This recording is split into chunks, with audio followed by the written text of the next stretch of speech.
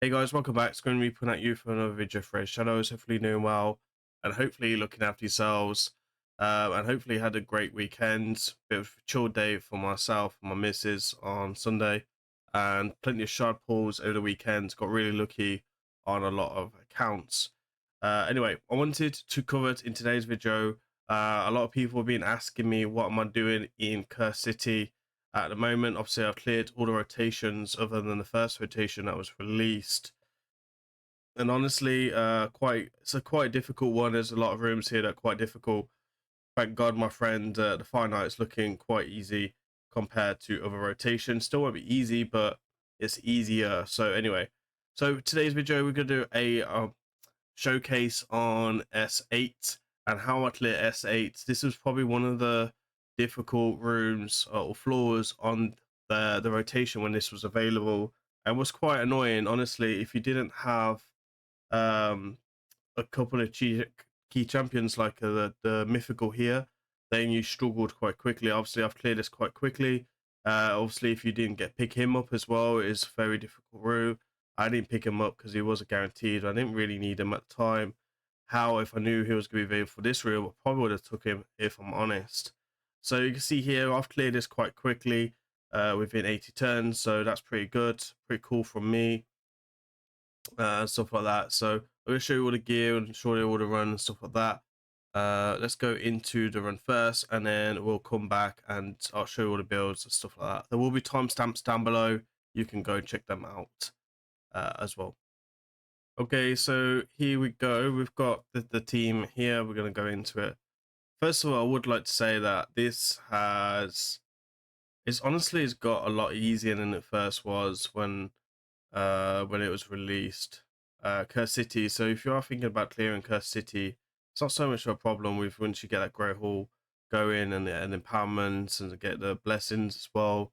It's pretty useful. Like if you start clearing Curse City, you know what blessings and stuff to look out for, and you just get a bit easier throughout time. Some rooms still take a bit of time, but like an hour or so like that was nothing as bad as when it first came out, which was pretty rough when it first come out. So yeah, anyway, let's get into the run. So we're going to open with Spider first. We'll save Spider's first ability for that. We're going to go ahead, put the defense down on everyone and the weak version of weaken, and then we're going to go ahead and do the A1 there. We will do it go into the increased attack, I believe, if I'm not mistaken.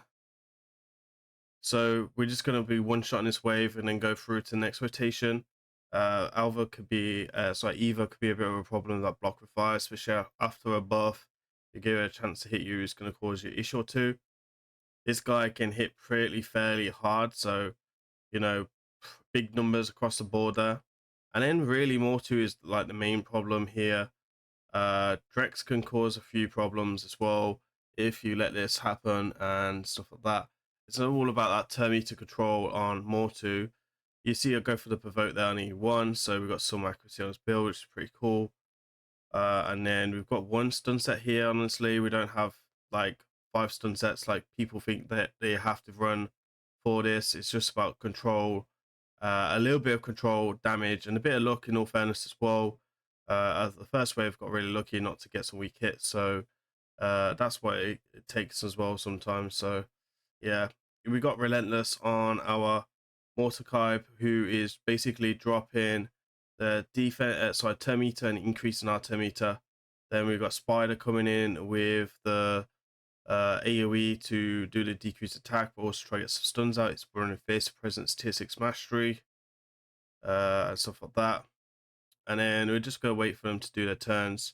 We have got one reviver in here, which is a single reviver, which is pretty nice. And then you can see the increased attack go out. Unfortunately, my barbarian doesn't actually get a turn really through these. Normally, he's quite effective. There's one room where I run 2 of them, and then I run one for this one. And unfortunately, he just doesn't get into the game and into this one, which is quite surprising because last time it was quite key for me. But it's one of the ones. I think because we nuked the first wave, and he just dies here, single reviver, so it's hard for me to keep everyone alive. We do the bolster set is a great set to go in, but honestly, if you're doing your Curse City, if you do your ignore defense, your speed, your critical damage, and then you start working on your accuracy, you can really pump into disgusting numbers, which you'll see shortly on some of these champions. If you can get Merciless as well, Merciless is probably like one of the best sets for damage dealers right now, especially for Curse City. You know, 9-piece is pretty useful. Again, our 9-piece Merciless didn't actually get a chance to come in here. I actually put a stronger set on the single nuker. So we go through the ways pretty quickly as there as well, not too shabby. I did this first time as well, which was quite surprising. I thought I was going to be here for at least an hour. We're dreading it a little bit if I'm honest. I just have bad sights there. So you can see there we actually one-shot him without like decreased defense. I don't think he had any decreased defense on him. Let me go check where. Okay, so he had weaken on him. He is attack based, so kind of makes sense. And you can see there we deal with him quite nicely.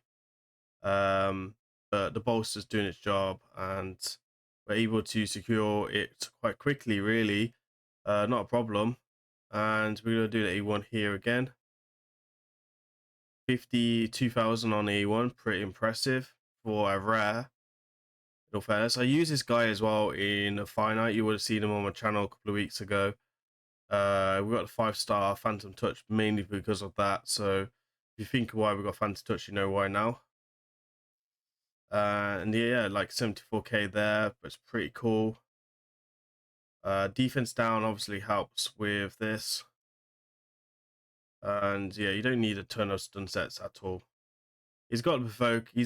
I tested him in stun set last time I did this, and it just didn't work. It was RNG. I put him in savage, and that was it. Not night. And he just basically didn't get into it. So it was like me basically soloing this for 4 champions. Obviously third fastest in SP2, so you know, not too shabby. And there we are, 80 turns, 4 minutes and 9 seconds. Fairly quick without a non-stacked ish. You know, I didn't have a blessing on him last time. Didn't actually have blessings on any of these last time. Obviously, empowerment still come out then as well. So spiders are +3. We can make him +4 if I don't have to worry about guarding factions. Let me go show you the gear then. The gear is what we want to see in the end. So spiders coming in with a stun set. Obviously, I told you he's running Fierce Presence. The stats, obviously, the blessing, the empowerment really helps juice up his stats.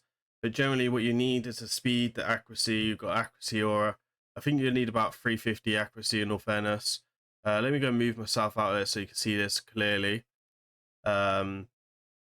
We got some extra ignore defense, but for him it doesn't really matter. Extra HP, you can see here we've got like 10,000 extra just from the stuff here, and then the speed as well, which is pretty nice. So sorry, that's actually Hydra. We've got Curse City here, so he's actually 320 because we got maxed out there, and we maxed out, we were like quite high on accuracy. I nearly finished the critical damage in live arena, so sorry, ignore defense. Once we've done that, I will start pumping up the critical damage on all the champions.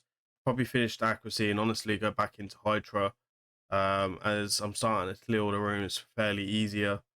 So there's no reason for me to kind of carry on pumping stuff into it. Went Chainbreaker on the blessing, just because this will increase the start of the turn. This has a chance of removing like a stun, freeze and provoke and stuff like that, which is quite nice. It's a fairly like 50% chance of removing, which is it's fine. Honestly, there is probably a couple of better ones you can take, but you know, anything is appreciated right then. You also got here Face of Presence here, which is pretty nice. And then like Hexa to extend, has the 30% chance to extend the defense down a weaken, and snipe as well and stuff like that. So our man who actually never took a turn, he's actually built as a DPS champion. These are his damage masteries, basically trying to ignore much defense as possible, stuff like that. Went with cruelty with blessing. It's the first time running in with blessing, so I was thinking ignore defense is probably like the best way to go on him. He hasn't got the strongest of multipliers, but he does do the job fairly well. He does need extra turns, but the single hits actually sometimes very useful against like against Mortu and stuff like that if you're not lucky with the weak hits. This is his 9-piece Merciless. I think last time I ran him in Savage, so the Merciless was just a bonus this time with the extra stats. So, you know, speed coming in with 253. Again, let me go ahead and move myself out. Critical damage is coming in at 291 at the moment. And then you've got the ignore defense coming in at 14 and stuff like that. In the future, I'll try to start building these champions once I finish on like the accuracy, the critical damage and stuff like that. I will start trying to build these champions out in like leftover gear. But maybe a little bit of sand oil on like the key pieces like the critical damage gloves, etc. That'll be something I'm working on because right now I'm still using like fairly my strongest build. So just mainly Savage and the stun set here, and the Merciless I stripped because I don't have a lot of good of it yet. Obviously this was actually stripped off my Balsa, off Queen, Duchess, and Necrid. I know a lot of people are sensitive, but with the gear movement and stuff like that, it's quite easier to do all this, and sometimes it's still cheaper just to do this and start trying to take the risk and upgrading gear and stuff like that. Gun Hydra again, I don't know why. But you can see here, these are stats. You've got the HP, which is good. You've got the good defense and good speed. Honestly, I don't really care about accuracy on her, but the strip is quite fairly nice. But this one wasn't really needed. So pretty strong build, really strong build. I actually went with Common and Presence because this will strengthen his aura, which will be the extra strengthen the accuracy aura on him, which is pretty okay. So, you know, again, didn't really bother me too much. Masteries went with Eagle Eye, etc. Again, not really needed on him. Didn't need to do masteries, but hey, I did it a long time ago. And honestly, he's been max a long time because I used to run him with when I had one man series. So, you know, it's what it is. And then this one here, this guy here, this blessing's pretty useless if I'm honest. Don't know what I was thinking, but I left on hey ho.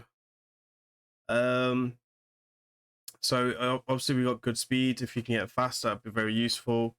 We got good accuracy as well. And then survivability. So we're looking at defense and HP, and that was about it on him.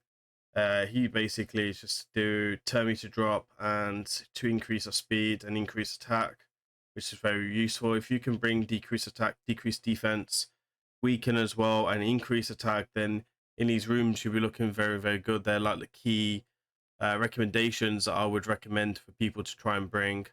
So we actually have War Master from a long time ago. Again, I've never changed masteries, so they do the job and stuff like that. I think it was Spider or something I was probably using him in, or make content on him or something like that, but I never remember. So the start of the show then, let's go straight into his masteries and I'll show you the juicy stuff. Here, you've got the, obviously you've got like the good damage masteries. These are more finite specifically as well, so you know I have to kind of forgive this a little bit with like the thingies because I'm not going to change it as much. Phantom Touch because of the finite, it is very useful on a tap base. Damage dealers. Now he said he is HP base, but if you look at his kit, you can see he's got attack and defense and attack here. So I actually just stacked him with like tons of attack for this room, and he was able to hit pretty fairly hard. His stats are nothing impressive in all fairness, but they did do the job, as you can clearly see. Speed is coming in at 231, attack 5,000, HP coming in at 49,000, defense 2,000, and then critical damage, pretty impressive of 319 critical damage with extra 14 ignored defense. Now, honestly, Crush and Ram would be the way to go for the 6-star, and I would probably recommend for this guy coming in with Cruelty at the 5-star and below. We don't have many buffs on the team, so Harvest Cast is not really recommended for me, in my point of view, because there's not many buffs here. So you don't really benefit from Harvest Cast with the set of champions you have and stuff like that. So there we are. That's pretty much it from this team. Probably will be releasing more videos over the next week or so on some difficult rooms for Curse City. So go ahead, drop me down some comments of what rooms you'd like me to do and stuff like that. Really curious to hear from you guys.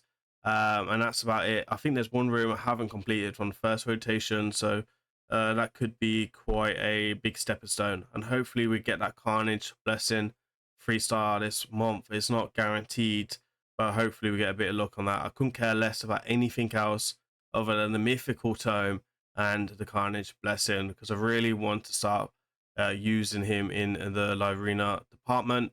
But right now I can't seem to use him that well because of blessings, etc. It really does need the stats across the board. Anyway, guys, that's it from me. Please remember to like, comment, subscribe. I've been grimreaper. I'll see you on the next one. Peace.